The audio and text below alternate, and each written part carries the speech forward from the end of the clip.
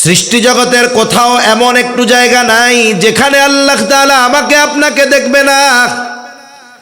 মূলত নবী বলতেছেন, ও আবু যর, তুমি যেখানেই থাকো আল্লাহকে ভয় করো।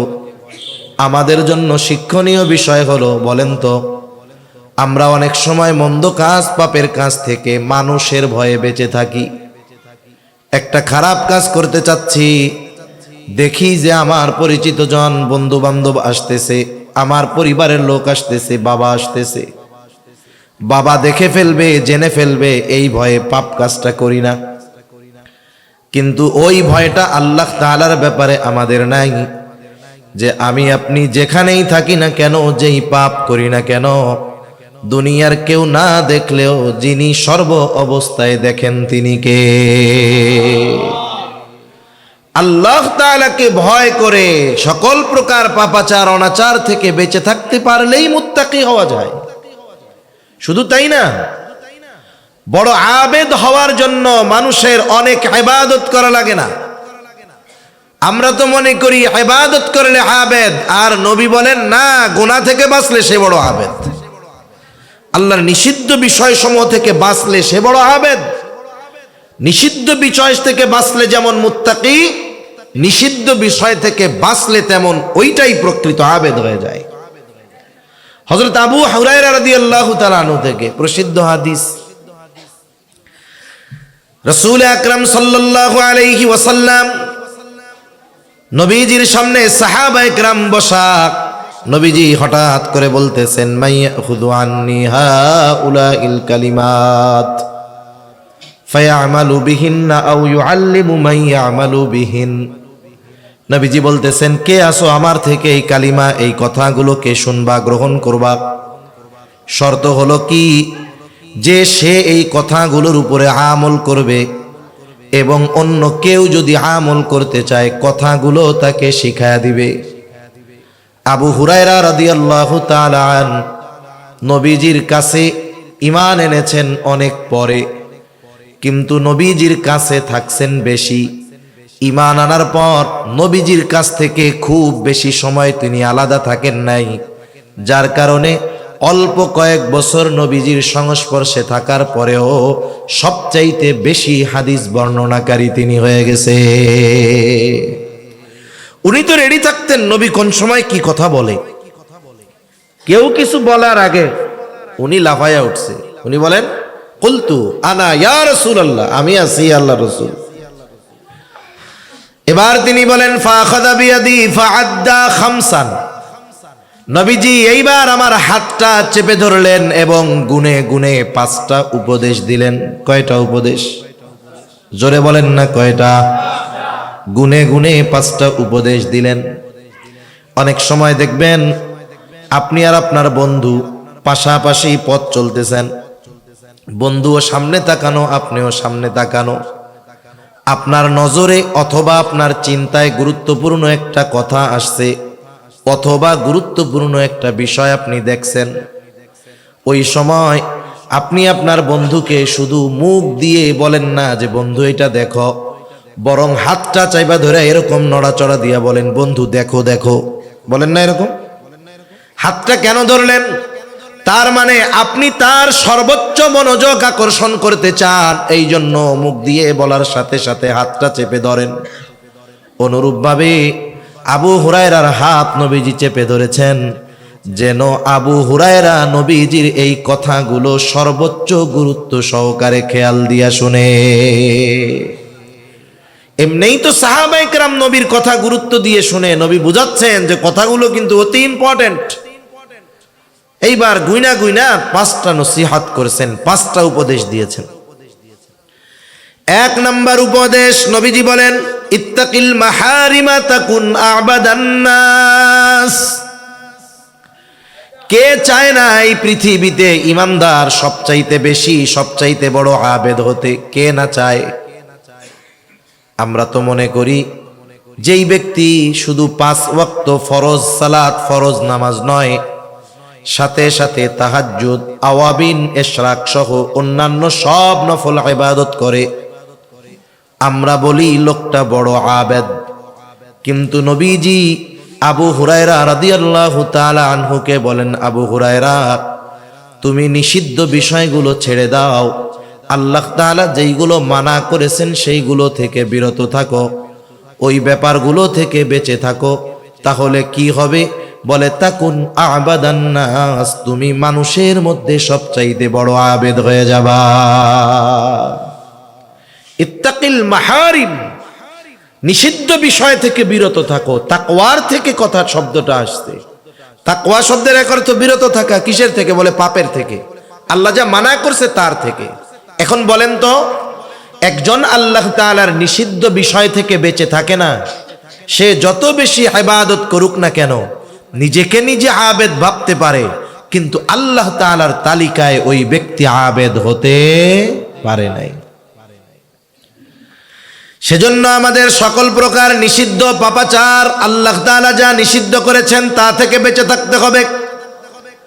আমল কম হোক, যদি আমি গুনার থেকে বেঁচে থাকতে পারি, ওইগুলোই আমার কাজে লাগবে।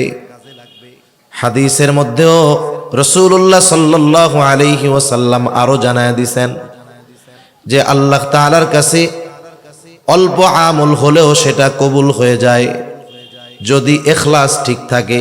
হযরত ইখলাসের ব্যাপারেও হয়তো কিছু কথা বলেছিলেন। নবীজিও বলেন, আখলিস দীনাকা ইয়াকফিকাল আমালুল কালিল, তোমার নিয়ত খাঁটি করো, অল্প আমল নাজাতের জন্য যথেষ্ট হয়ে যাবে। কেউ এ কথা বলতে পারবে না নবীজিও কখনো বেশি ইবাদতের কথা বলছে, আল্লাহ বেশি ইবাদতের কথা বলছে, কেউ বলতে পারবে না। বরং আল্লাহ তাআলা তো কোরআনে সুন্দর ইবাদতের কথা বলছে। আল্লাহ তাআলা বলেন, আল্লাযী খালাকাল মাউতা ওয়াল হায়াতা লিয়াবলুয়াকুম আইয়ুকুম আহসানু আমালা। আল্লাহ তাআলা বলেন, তিনি মৃত্যু এবং জীবনকে সৃষ্টি করেছেন কেন? বলে লিয়াবলুয়াকুম, তোমাদের পরীক্ষা করার জন্য। জিজ্ঞাসা যদি করা হয় আল্লাহ কি পরীক্ষা? বলে আইয়ুকুম আহসানু আমালা, পরীক্ষাটা হলো তোমাদের মধ্যে কার আমল কত সুন্দর। আল্লাহ বলেন নাই যে আইয়ুকুম আকসারু আমালা, যে তোমাদের মধ্যে কে কত বেশি আমল করে। তার মানে আল্লাহ তাআলা সুন্দর আমল চান। এখন যেই ব্যক্তি ভালো কাজও করে, ইবাদত করে, গুনাহও করে, সে আবেদ হইতে পারে নাই। ভালো কাজও করে, পাপও করে, এই পাপ করার কারণে তার ভালো কাজের সৌন্দর্যটা নষ্ট হয়ে যায়। মনে করেন একবারে ধবধবা সাদা একটা জামা, ওই জামার মধ্যে দুই তিনটা কালা দাগ মেরে দিলে কেমন লাগবে? জামার সৌন্দর্য পুরো শেষ। এই জন্য পাপ ইবাদতের সৌন্দর্যকে নষ্ট করে দেয়। এজন্য সকল প্রকার নিষিদ্ধ বিষয় থেকে বেঁচে থাকার দরকার। সেটা ব্যক্তিগত বিষয় হতে পারে, সামাজিক বিষয় হতে পারে, রাষ্ট্রীয় বিষয় হতে পারে। আসলে অনেক সময় হারাম কাজগুলোকে আমরা আনন্দের উপলক্ষ বানায় নেই, ঠিক কিনা বলেন? হারাম কাজকে আনন্দের উপলক্ষ বানিয়ে নেয়। তার মানে যারা হারাম কর্মগুলোকে আনন্দ উদযাপনের উপলক্ষ বানিয়ে নিয়েছে, তার মানে ওই হারাম কাজের অঘোষিত বৈধতা তারা প্রদান করেছে। নাচ গান, গান বাদ্য আপনাদের সমাজে তো আলহামদুলিল্লাহ নাই, জোরে বলেন না। আছে, প্রচুর পরিমাণ আছে। এখন তো অনেক জায়গায় সাধারণ ছোটখাটো অনুষ্ঠানেও অর্ধ উলঙ্গ নারী আর শিল্পী এনে না গাওয়াইলে না নাচাইলে ভালো লাগে না। আছে না নাই বলেন? আছে, অভাব নাই। বিবাহ অনুষ্ঠানে নাচ গান, ডেক সেট বাজানো, বেপরদা কর্মকাণ্ড, এগুলো সমাজের মানুষ এখন কোনো পাপই মনে করে না, সাধারণ কাজ মনে করে। যেই মাইকে ওয়াজ হচ্ছে ওই মাইকেই দেখা যাবে পরের দিন গান বাজতেছে। যেই শ্রোতা এখানে ওয়াজ শুনছে দেখা যাবে আগামীকাল রাত জেগে কোথাও তারা গানের অনুষ্ঠানেও আছে। জোরে বলেন। দেখা যাবে অনেক জায়গায় যেই আয়োজকেরা তাফসীর মাহফিলের আয়োজন করছে, দেখা যাবে ওই আল্লাহর বান্দারাই পহেলা বৈশাখে আবার গানের আয়োজন করে বসে আছে। আছে না নাই? মনে রাখতে হবে এগুলো ভালো কাজ না। একেবারে সব ধরনের পাপ থেকে আমাদের বেঁচে থাকা দরকার। পাপ আমাদের আমলের সৌন্দর্য নষ্ট করে দেয়। 10 মণ দুধ নষ্ট হওয়ার জন্য 10 মণ গরুর প্রস্রাব লাগে না, এর 1 কাপও লাগবে না। 10 মণ দুধের মধ্যে যদি ডাইলা দেওয়া হয় দুধ নষ্ট হয়ে যাবে। এজন্য আমাদের উচিত আমাদের ইবাদতগুলোকে, আমাদের জীবনকে পাপাচার মুক্ত রাখা। রাসূল আকরাম সাল্লাল্লাহু আলাইহি ওয়াসাল্লাম সেই জন্য জানিয়ে দিলেন। উদ্দেশ্য আবু হুরায়রাকে কইরা বলতেছে ঠিক, কিন্তু শিক্ষা গোটা উম্মতের জন্য, যে তোমরা নিষিদ্ধ বিষয় থেকে বাঁচো, সবচাইতে বড় আবেদ হয়ে যাইতে পারবা। জান্নাতে যাওয়ার জন্য অনেক ইবাদতের প্রয়োজন হয় না।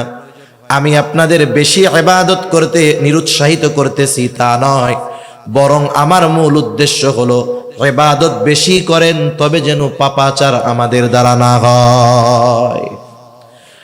আপনি আমি তলা ছিদ্র রেখে, বালতির তলা ছিদ্র রেখে পানি যদি ভরপুর করি, পানি থাকবে? আর যদি কলসির তলা ছিদ্র না থাকে, ভালো থাকে, যেটুকু রাখবো ততটুকুই থাকবে। কিন্তু যদি তলা ছিদ্র থাকে, পানি ভরে রাখবো, সকালে বিকাল হতে হতে পানি কলসি খালি হয়ে যাবে। আমি এই গুনাহ নামক ছিদ্রটা বন্ধ করতে বলতেছি। যদি আমরা এটারে বন্ধ করতে পারি, যতটুক করব ততটুকু থাকবে, ঠিক কিনা বলেন? মুসনাদে আহমদে একটা হাদিস আসছে, একবার না একাধিকবার। রাসূল আকরাম সাল্লাল্লাহু আলাইহি ওয়াসাল্লাম একদিন ফজরের নামাজের পূর্ব মুহূর্তে হঠাৎ করে তিনি বলতেছেন, এখন যেই ব্যক্তি দরজা দিয়ে ঢুকবে সে জান্নাতি। বর্ণনাটা আব্দুল্লাহ ইবনে আমর ইবনুল আস রাদিয়াল্লাহু তাআলা আনহু থেকে আসছে। এইবার এই কথা বলার পরে সবার নজর দরজার দিকে। কোন আল্লাহর বান্দা দরজা দিয়ে ঢুকে? দেখলো এক ব্যক্তি দরজা দিয়ে ঢুকছে, এখনো অজুর পানি তার দাড়ি বেয়ে বেয়ে পড়তেছে। আর এক বর্ণনার দ্বারা মোটামুটি বোঝা যায় যে ওই ব্যক্তি ছিলেন হযরত সাদ রাদিয়াল্লাহু তাআলা। প্রথম দিন অতিবাহিত হলো, পরে আর একদিন নবীজি পরের দিন বলে, এখন যেই ব্যক্তি দরজা দিয়ে ঢুকবে সে জান্নাতি। ফজরের পূর্বে সবার নজর দরজার দিকে। কে সেই সৌভাগ্যবান ব্যক্তি যে এখন দরজা দিয়ে ঢুকবে?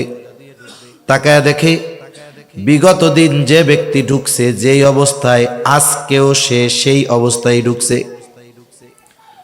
পরবর্তী দিন আবার একই সময় নবীজি বলেন, এখন যেই ব্যক্তি দরজা দিয়ে ঢুকবে সে জান্নাতি। সবার নজর দরজার দিক। কে সৌভাগ্যবান ব্যক্তি?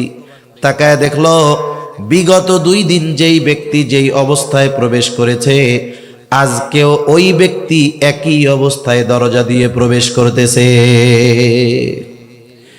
এক ব্যক্তির ব্যাপারে নবীজি পরপর 3 দিন জান্নাতের সংবাদ দিছেন। সেই বেটা যে জান্নাতি, এই খবর নবী মুখ দিয়া বলার আগে আরশে আজিমের মালিকের সিগন্যাল ছিল কি ছিল না? তার মানে সে জান্নাতি, কোনো সন্দেহ নেই। হাদিস বর্ণনাকারী বলেন, যখন পরপর 3 দিন এই ঘোষণা তার ব্যাপারে, আমি চিন্তা করলাম কি এমন স্পেশাল আমল ওই ব্যক্তি করে যার জন্য নবীজি তার ব্যাপারে এমন ঘোষণা দিলেন। এইবার উনি গিয়া হযরত সাদ রাদিয়াল্লাহু তাআলা আনহুকে বলে, ভাই আমি 3টা দিন 3টা রাত তোমার বাড়িতে মেহমান হতে চাই, রাতের মেহমান, দিনের বেলা থাকবো না। এশার নামাজের পরে তোমার বাড়িতে অতিবাহিত করব ফজর পর্যন্ত, খাবারও ব্যবস্থা করা লাগবে না, থাকো, অসুবিধা নাই। এইবার পরের দিন এশার নামাজের পরে 2 জন চলে গেছে। আমাদের গ্রাম অঞ্চলে এক সময় ছিল প্রত্যেক বাড়িতে ভেতরের ঘরের সাথে সাথে একটা ঘর থাকতো, কাছারি ঘর কইতো আর কি। আপনাদের কি বলে জানি না, কাছারি ঘর, কাছারি না? মেহমান টেহমান আসলে ভেতর বাড়ি কাছারি ঘরের পাশেই বাথরুম, মেহমান আসবে চলে যাবে। আগের মানুষ সহজ সরল ছিল, তারা এত স্টাইলিস্ট বোরকা পরতো না, কিন্তু অরিজিনাল পর্দা নিশিন তারা ছিল, ঠিক কিনা বলেন? ভেতরে ঢুকতে পারতো না, ওই কাছারি ঘরে থাকতে দিছে, যে থাকেন আপনি ঘুমান। উনি কি ঘুমাইতে গেছে নাকি? উনি তো দেখতে গেছে রাতে কি ইবাদত করে।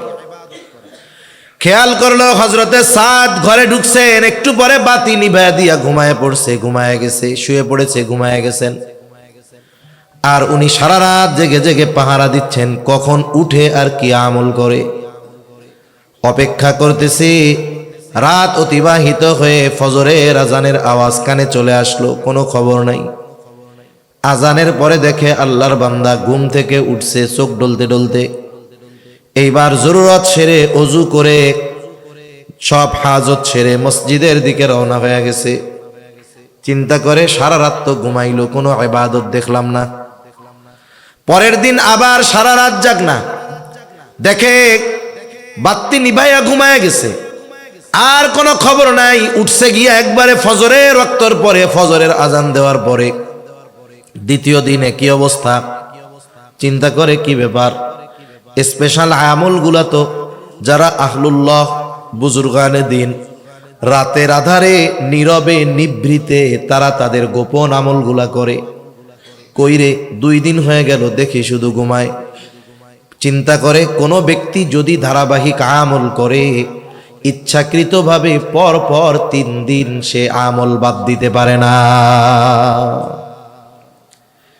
সম্ভবত জাকারিয়া রহমাতুল্লাহি আলাইহির ব্যাপারে পড়ছিলাম বেশ আগে, সম্ভবত যতদূর আমার মনে পড়তেছে। এটা আবৃত্তির মধ্যে উনি দৈনিক কিছু সময় লিখতেন, নাম ভুলও হইতে পারে, কিন্তু মূল উদ্দেশ্য যেটা সেটা বলতেছি। দৈনিক একটা নির্দিষ্ট সময় উনি লিখতেন। ওনার লেখা কিতাব প্রায় 100-র কাছাকাছি।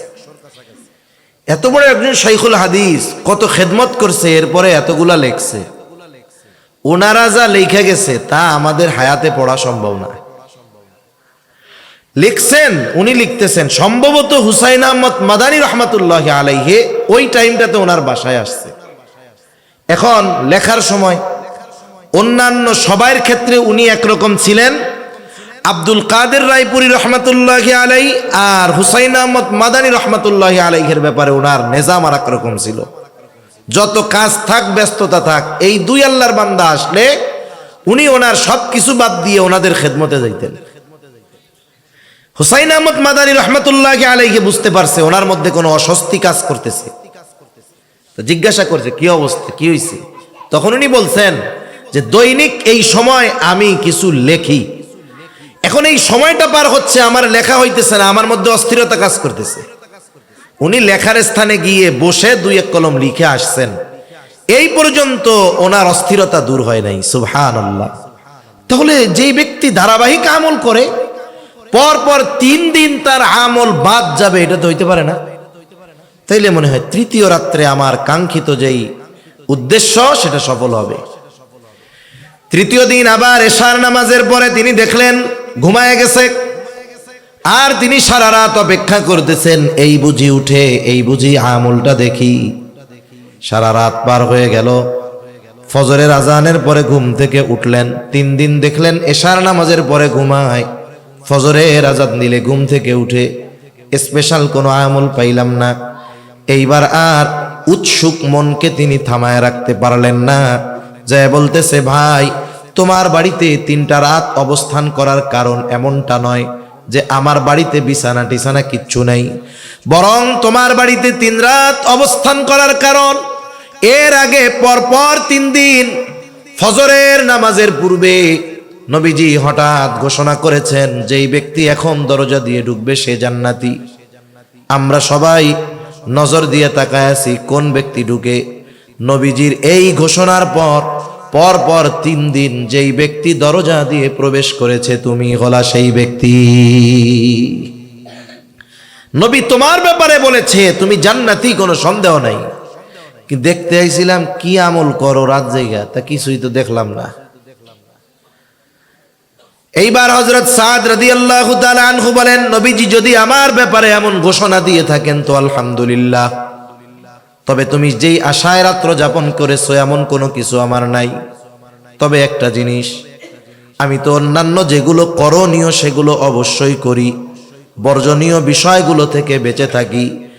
অতিরিক্ত একটা কাজ আমি রাতে বিছানায় যাওয়ার আগে করি, তা হলো আমাকে যারা কষ্ট দিয়েছে আমি সকল আল্লাহর বান্দাকে রাতের বেলা ক্ষমা করে এরপরে বিছানায় যাই।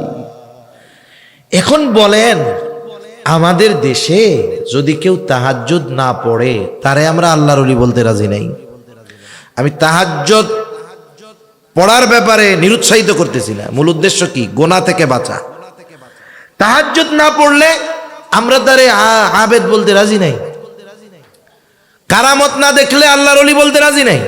ওই যে এক ঘটনা আছে না, এক খাদেম থাকছে, এক আল্লাহর ওলির খেদমতে 1 যুগ পার হয়ে গেছে, এখন বাড়িতে যাইব। এখন যাওয়ার সময়ও ওর মনের মধ্যে এই বিশ্বাস আসে নাই যে এই ব্যক্তি আল্লাহর ওলি। কেন?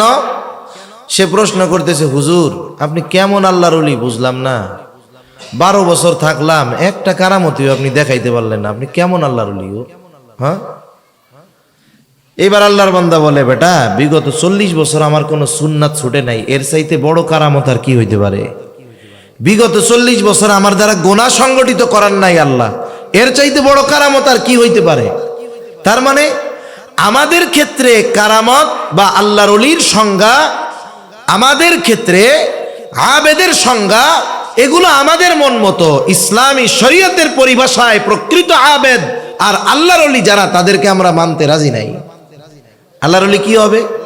ঘোড়ার পিঠে উঠতে হবে, সাপড়ে চাবুক বানাইতে হবে, নইলে এটা কি আল্লাহর ওলি হইতে পারে? যায় নামাজের উপর দিয়ে আকাশে উড়ে বেড়াইতে হবে, নইলে কি আল্লাহর ওলি হইতে পারে? এই চিন্তাধারা আমাদের বাদ দিতে হবে। তা এক কথা থেকে আর এক দিকে চলে যাচ্ছি। তাহলে মূল বিষয় হলো, নবীজি বললেন নিষিদ্ধ বিষয় থেকে বাঁচো, তার মানে আল্লাহ যা নিষেধ করেছে সেটা থেকে বাঁচো। করণীয় বিষয়টা করলেই তুমি প্রকৃত আবেদ হয়ে যেতে পারবা। সুবহানাল্লাহ। যেহেতু হাদিসটা পাঠ করেছি, নবীজির কথাগুলো বইলা দেই। 2 নাম্বার, নবীজি বলেন ইত্তাকিল মাহারিমা তাকুন আ'বাদান নাস ওয়া আরদা বিমা কাসামাল্লাহু লাকা তাকুন আগনান নাস। আমরা সবাই ধনী হওয়ার প্রতিযোগিতার মধ্যে আছি। প্রাচুর্যতা আমাদের কেমন ভাবে পেয়ে বসেছে। কে কার চাইতে বড় বাড়ি বানাবে, কে কার চাইতে বড় সুন্দর বানাবে, কে কার চাইতে বড় সুন্দর বাড়ি বানাবে, কে কার চাইতে বড় দামি গাড়ি কিনবে। এই প্রাচুর্যের মোহ আমাদের কেমন ভাবে পেয়ে বসেছে। যার অনেক গাড়ি বাড়ি তাকে আমরা আসল ধনী মনে করি। এই বাংলাদেশে সবচাইতে বড় ধনী যারা, শত শত ইন্ডাস্ট্রির মালিক যারা, আপনি তাদের কাছে গিয়ে জিজ্ঞাসা করেন যে বসুন্ধরা গ্রুপের মালিক আপনার কি খবর, যমুনা গ্রুপের মালিক আপনার কি খবর, এস আলম গ্রুপের মালিক আপনি কি খবর, দেখবেন এই দেশের সবচাইতে বড় ঋণ খেলাপি হলো এরা। পত্রিকায় আসছে এদেশের সব টাকা তো এস আলমে নিয়ে গেছে গা। তাইলে যে এত ঋণ, সে কোনোদিন ধনী হইতে পারে? কথা বুঝেন নাই মনে হয়। যে ঋণ, ধনী হইতে পারে না। আসল ধনীকে, যে তার চাহিদার দরজাকে বন্ধ করে দিতে পারছে, আসল ধনী হইল এটা। এই জন্য নবীজি সাল্লাল্লাহু আলাইহি ওয়াসাল্লাম বলেন ওয়া আরদা বিমা কাসামাল্লাহু লাক। আল্লাহ তাআলা তোমার জন্য যা নির্ধারিত করেছেন, যতটুকু তোমার জন্য নির্ধারিত করেছেন, অতটুকুর উপরেই তুমি সন্তুষ্ট থাকো। কি হবে? নবীজি বলেন তাকুন আগনান নাস, মানুষের মধ্যে সবচাইতে বড় ধনী হয়ে যাবা। আর প্রকৃতপক্ষে ধনীর সংজ্ঞা হলো যে স্বল্পে তুষ্টতা অর্জন করতে পারে। আল্লাহ যা দিছে আলহামদুলিল্লাহ, এইটা হলো আসল ধনী। আর যার কাছে জিজ্ঞাসা করার পরে কেমন আছো, দেখবেন চাহিদার ডালপালা মেলে ধরছে। এই সমস্যা, পারিবারিক সমস্যা, গাড়ি নাই, বাড়ি নাই, খাওয়ার নাই, পোলাপান ভালো নাই, এই নাই সেই নাই, ঋণ আছি, এই সেই অসুবিধার একবারে বিশাল এক লিস্ট। ওই বেটা যদি কোটি টাকার মালিক হয়, ও আসলে ধনী হইতে পারে নাই। এজন্য আমরা আল্লাহ তাআলার কাছে স্বল্প তুষ্টতা কামনা করব। আর একটা বিষয় হলো, মানুষের নজর যদি উপরের দিকে থাকে, সে কোনোদিন মনের দিক দিয়ে ধনী হতে পারে না। আর নবীজি বলেন আল গিনা গিনান নাফস, অন্তরের ধনী হলো আসল ধনী। যার অন্তর তুষ্ট স্বল্পে, এই বেটাই হলো প্রকৃত ধনী। মনে করেন আপনার 2 তলা সুন্দর একটা বাড়ি আছে। এখন আপনার 2 তলা সুন্দর বাড়ির পাশে 20 তলা একটা বিল্ডিং হয়েছে। প্রথমে খালি আপনার 2 তলাটা ছিল, আশেপাশে বিল্ডিং নাই, আপনার কত ভাল লাগতো যে এলাকার সবচাইতে সুন্দর উঁচু বাড়িটা আমার, পাশে যখন 20 তলা একটা বাড়ি হবে এখন কেমন লাগবে? 20 তলা বাড়ির ছাদ থেকে 2 তলাকে লাগবে পাবলিক টয়লেটের মতো। এখন আপনি যদি আপনার 2 তলার ছাদের উপর থেকে 20 তলার দিকে তাকান, মাথার টুপি উল্টে উড়ে যাবে, এরকম মনে আর শান্তি নাই। এজন্য উচিত হলো আমরা যেই অবস্থানে আছি এই অবস্থানে আল্লাহর শুকরিয়া আদায় করে নিচের দিকে তাকানো। উপরের দিকে যখন তাকাবো তখন চাহিদার পাহাড় আমার দিকে চলে আসবে।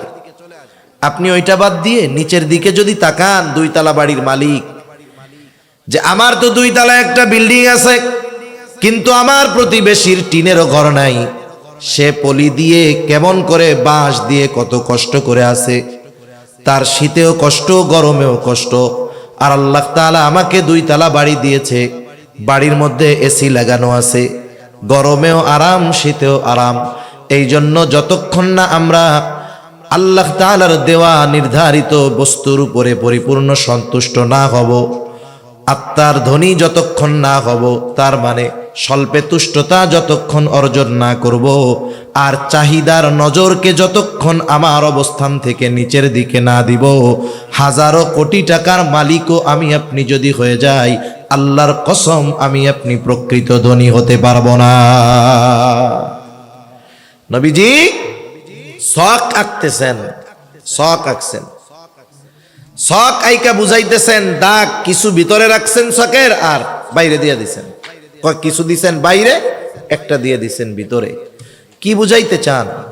যে বুঝাইতে চাচ্ছেন বনি আদমের চাহিদা আশা তার হায়াত যতটুক তার চাইতে অনেক বেশি। আর এক হাদিসের মধ্যে নবীজি বলেন, বনি আদমের পেট কবরের মাটি ছাড়া ভরবে না। সে যদি স্বর্ণে পরিপূর্ণ একটা জমিন পেয়ে যায় আর একটা পাওয়ার আকাঙ্ক্ষা করবে, তার পেটটাও ভরবে না যতক্ষণ না সে কবরের মাটি তার পেটের মধ্যে যাবে। এজন্য মূলত স্বল্পে তুষ্ট যারা, আল্লাহ তাআলা যতটুকু দিয়েছেন এতটুকু নিয়ে যারা সন্তুষ্ট থাকে, এই লোকগুলোই প্রকৃত ধনী হতে পারে।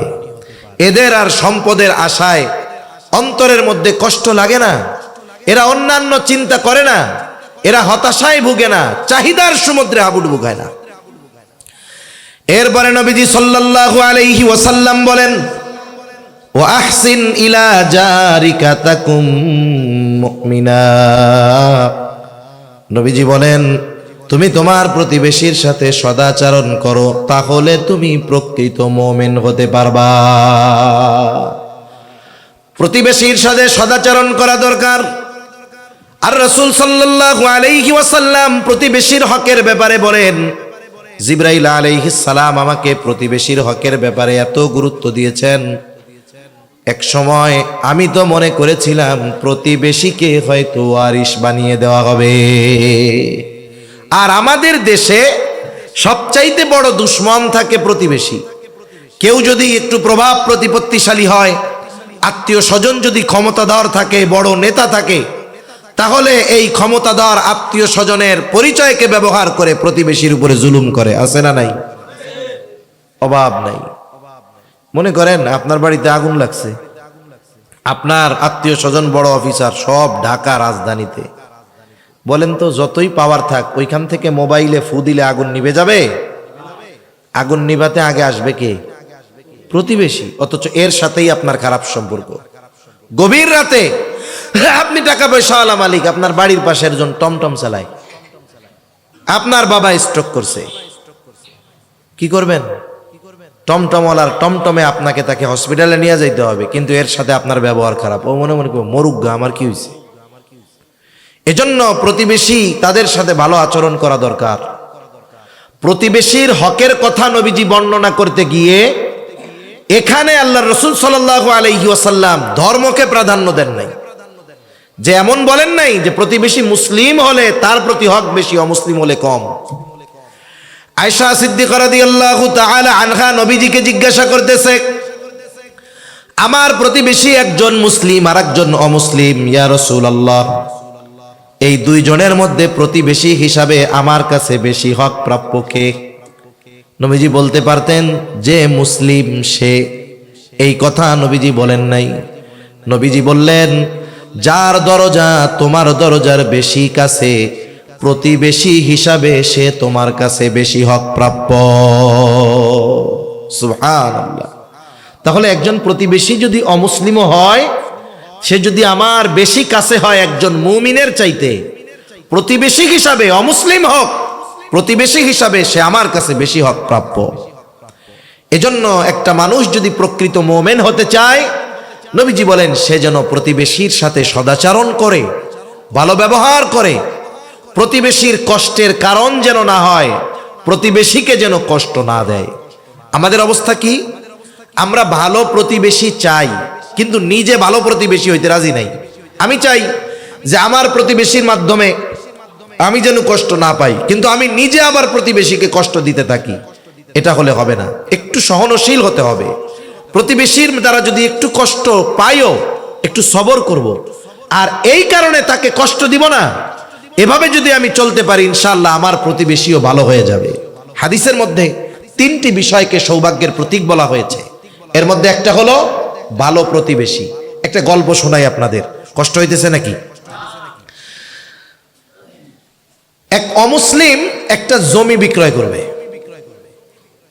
জমিটা আব্দুল্লাহ ইবনে মোবারক রহমাতুল্লাহি আলাইহির বাড়ির পাশে। স্বাভাবিকভাবে আপনাদের এলাকায় কোন জায়গার কোন জমির বাজার দর কত আপনাদের কম বেশি জানা আছে না? যে এই রাস্তার পাশে এই এলাকায় জমির দাম কত শতাংশ জানা আছে। এখন 2 লাখ টাকা যদি শতক হয়, কথার কথা, ওই জমি কেউ যদি 4 লাখ টাকা চায়া বসে, তারে পাগল বলবেন না আপনারা?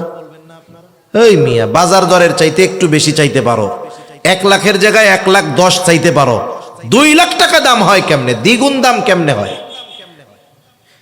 এখন ওই অমুসলিম ব্যক্তি আব্দুল্লাহ ইবনে মোবারকের বাড়ির পাশের জমি বিক্রয় করবে, দাম যা তার দ্বিগুণ দাম হাঁকায়া দিছে। মানুষেরা তার জমি দেখতে আসে আর তাকে সবাই তিরস্কার করতে থাকে। এই মিয়া, বাজার দরের দ্বিগুণ দামে কেন জমি বিক্রয় করতে চাও? অন্যান্য মানুষের জমিতে মাটি, তোমার জমিতে মনে হয় স্বর্ণ।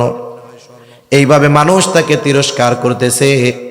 এইবার ওই অমুসলিম বলে, শোনো, এই জমির গুণাগুণ যদি তোমরা জানতা, তাহলে দ্বিগুণ দাম নয় 5 গুণ দাম দিয়ে কিনতে তোমরা পিছু হটতা না।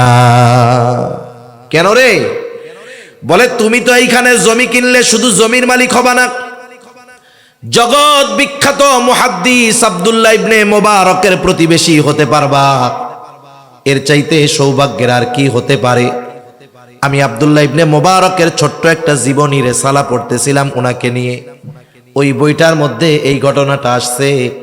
যখন এই লোকটা শুধু এই কথা বলেছে, টাকা দিয়ে শুধু তুমি জমির মালিক হবা এমনটা নয়, তুমি তো আব্দুল্লাহ ইবনে মোবারকের প্রতিবেশী হয়ে যেতে পারবা। দ্বিগুণ দাম দিয়ে ওই জমি কেনার জন্য মানুষে হুড়োহুড়ি শুরু করে দিয়েছে। তাহলে ভালো প্রতিবেশী এটা আমাদের জন্য নেয়ামত। এজন্য আমরা আগে ভালো প্রতিবেশী হব, বলেন ইনশাআল্লাহ। 4 নম্বর, নবীজি বলেন, ওয়া আহিব্বা লিন্নাস মা তুহিব্বু লিনাফসিক। মানুষের জন্য তুমি সেটাই পছন্দ করবা যেটা নিজের জন্য পছন্দ করো। অনুরূপভাবে মানুষের জন্য ওই বিষয়টা অপছন্দ করবা নিজের জন্য যেটা তুমি অপছন্দ করো। কিন্তু এই ক্ষেত্রেও আমাদের সবকিছু উল্টা। আমরা মানুষের ক্ষেত্রে যেটা অপছন্দ করি সেটা দিয়ে দেই, আবার এমন কি আল্লাহর ঘরে গিয়াও আমি যেটা অপছন্দ করি সেটা করি। 2-1 জায়গায় আমি এরকম গল্পটা এমনি বলছি বোঝানোর জন্য। এক লোকের একটা ছেঁড়া টাকার নোট 100 টাকা, এমন ছেঁড়া চলেই না, দোকানদার নেয় না, ভিক্ষুকরে দিছে হেতেও নেয় না। চিন্তা করে সালামও কই, মনে মনে কয় জুমার দিন মসজিদের দান বাক্স তুমি পালাবা কোন জায়গায়? বুঝেন নাই? দান বাক্সের মধ্যে 100 টাকা দিয়া 90 টাকা নিয়ে নিছে। দান করছে কত? চালায়া দিছে কি টাকা? জোরে বলেন না, কি টাকা? ছেঁড়া টাকা। এজন্য শহরে অনেক মসজিদে খালি অভিযোগ যে আল্লাহর হস্তে না দেন অসুবিধা নাই, ছিঁড়া তেনা টাকা দিয়েন না। এই যে দেখেন, ওই টাকাটা আমি নিজে চালাইতে পারতেছি না, কিন্তু আল্লাহর ঘরে চালাই দিছি। আবার আমাদের শহর অঞ্চলে দেখি আমরা অনেকে জাকাত দেন, জাকাত ইসলামপুরের বড় বড় কাপড়ের ব্যবসায়ীর দোকানে বড় করে লেখা থাকে এখানে জাকাতের কাপড়, জাকাতের লুঙ্গি, জাকাতের শাড়ি পাওয়া যায়। জাকাতের লুঙ্গি, জাকাতের শাড়ি পাওয়া যায়, এটা ওদের বানানো একটা নাম। তার মানে সবচাইতে নিম্ন মানের লুঙ্গি আর কাপড় আমার দোকানে পাওয়া যায়, এটার দ্বারাই কথা আর কি। এখন অমুক সাহেব 300 লুঙ্গি কিনছে, জাকাতের লুঙ্গি, 300 শাড়ি কিনছে, দান করবে। বলেন তো ওই সাহেবরে যদি ওই রকম লুঙ্গিটা পরতে বলা হয়, ওই সাহেবের ওয়াইফকে যদি ওই জাকাতের শাড়ি থেকে একটা পরতে বলা হয়, সাহেব পরবে? জোরে বলেন, পরবে? তাহলে উনি ওইটা নিজের জন্য অপছন্দ করে, কিন্তু আরেকজনকে কেমনে দেয়? এজন্য যেটা আমি নিজের জন্য পছন্দ করি, মানুষের জন্য সেটা পছন্দ করব। নিজের জন্য যেটা আমি আপনি অপছন্দ করি, সেটা মানুষের জন্য অপছন্দ করব। এই গুণ যদি আমার আপনার মধ্যে আসে, নবীজি বলে তাকুন মুসলিমা, তাহলে কি হবে? তুমি মুসলমান হয়ে যাবা। সুবহানাল্লাহ। এরপরে নবীজি বলেন ওয়ালা তুকসিরিজ যাহিকা ফাইন্না কাসরাতাজ যাহিকি তুমিতুল কলব, মাত্রাতিরিক্ত হাসবা না। কেন? অধিক হাসি কলবকে, অন্তরকে মৃত বানায়া দেয়। আমরা অতিমাত্রায় হাস্যরস করতে করতে এখন ওয়াজ মাহফিল গুলাও অনেক সময় হাস্যরসের মঞ্চ হয়ে গেছে। এই নববী চেয়ারে বসে মানুষকে আনন্দ দেওয়া শুরু হয়ে গেছে, মিথ্যা কৌতুক বলে মানুষকে আনন্দ দেওয়া শুরু হয়ে গেছে, অপর অন্য ব্যক্তিকে হেয় প্রতিপন্ন করে মানুষকে আনন্দ দেওয়া শুরু হয়ে গেছে।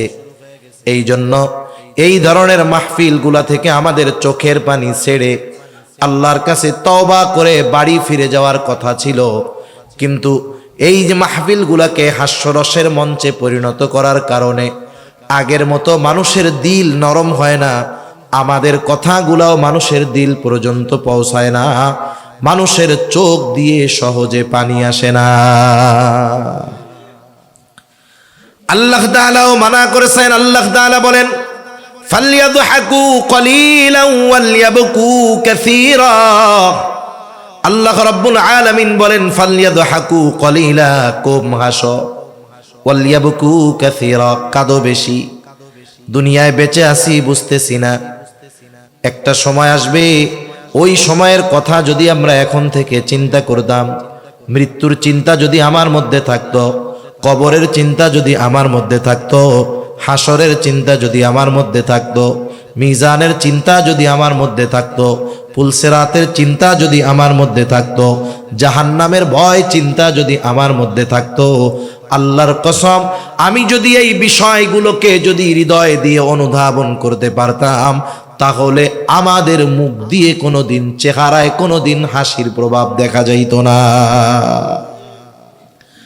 আর আমরা হেসে খেলে কাটায় দেই, অথচ জান্নাতের সুসংবাদ পাওয়ার পরেও ওই মানুষগুলো চেহারার মধ্যে সব সময় ভয় ভীতি কাজ করত। বিশেষ করে ওসমান রাদিয়াল্লাহু তাআলা আনহুর ব্যাপারে, উনি কবর দেখলেই কান্না করতেন, অথচ ওনার ব্যাপারে জান্নাতের সুসংবাদ যাদের ব্যাপারে দেওয়া হয়েছে তাদের মধ্যে উনি একজন, স্পেশাল 10 জনের মধ্যে উনি একজন। ওনার ব্যাপারে নবীজির ঘোষণা আছে যে ওসমান আল্লাহর কাছ থেকে জান্নাত কিনে নিছে। সুবহানাল্লাহ। যখন সাহাবায়ে কেরাম মক্কা থেকে মদিনায় গেছে হিজরত করে, সব কুয়ায় তো আর মিষ্টি পানি উঠে না, লবণাক্ত পানি পান করার অনুপযুক্ত একটা কুয়া আছে, মিষ্টি সুপেয় পানি। মালিক ইহুদি, মুসলমানদেরকে ভালো মতো পানি দেয় না, কষ্ট দেয়।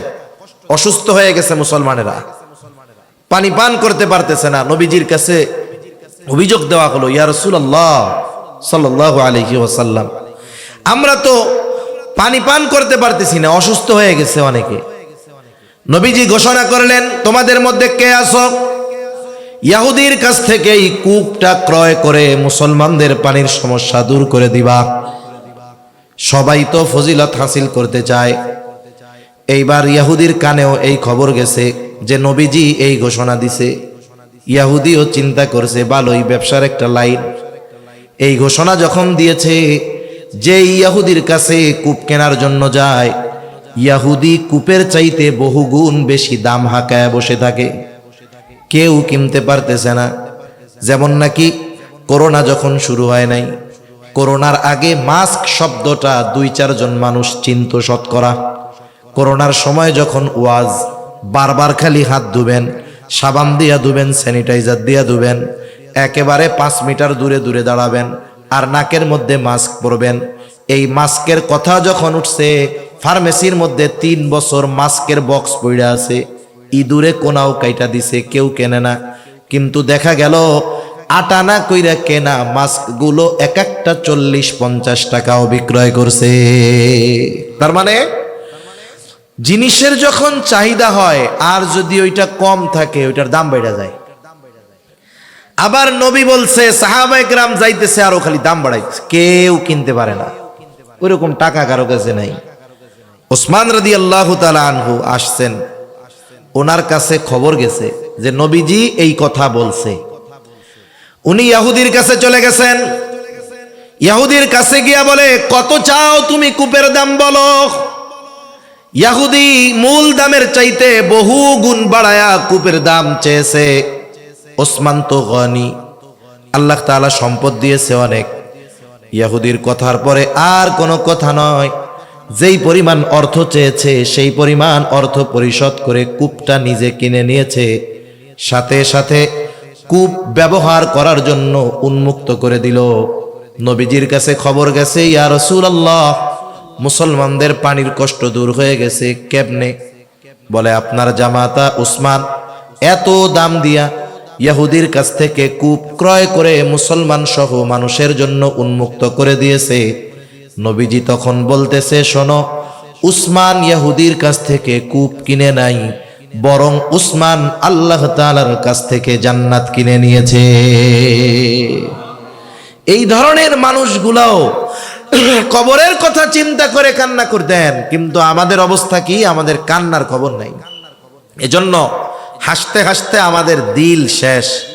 আবার হাসির বিষয় যদি আসে, হাসতেও তো হবে সুন্নাত তরিকায়।